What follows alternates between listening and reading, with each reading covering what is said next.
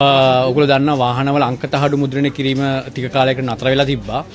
නතර වෙලා තිබ්බේ අපි කාලයක් තිස්සේ මේක වාහන අංකතහඩු මුද්‍රණය කිරීම කොන්ත්‍රාත් සමාගම හරහා තමයි සිද්ධ කරන්නේ. ඒතර කාලයක් තිස්සේ එකම කොන්ත්‍රාත් සමාගම තමයි මේ අංකතහඩු මුද්‍රණය කරගෙන ගියේ.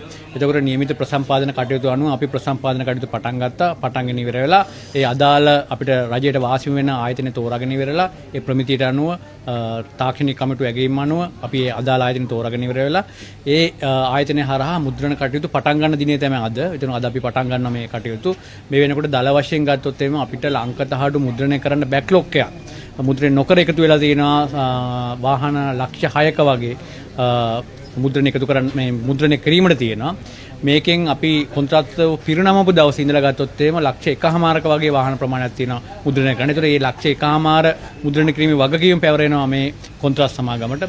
ඒ වගේම ඉතුරු වාහන ටික මුද්‍රණය කරන්නේ කෙසේද කියන එකත් තහඩු ටික මුද්‍රණය කරලා ලබා දෙන්නේ මේ සමාගම හරහාමද කියන එක අපි තීරණය කරලා ඉවරලා අපි ඉදිරි කාලේදී හිතනවා මේ බෑක්ලොග් එක ක්ලියර් කරන්න පුළුවන් කියලා. දැනට දල වශයෙන් දවසකට ලැබෙන සියලුම අලුතෙන් ලැබෙන සියලුම ඒවා මුද්‍රණය කරලා පිටකිරීමේ හැකියාව තියෙනවා.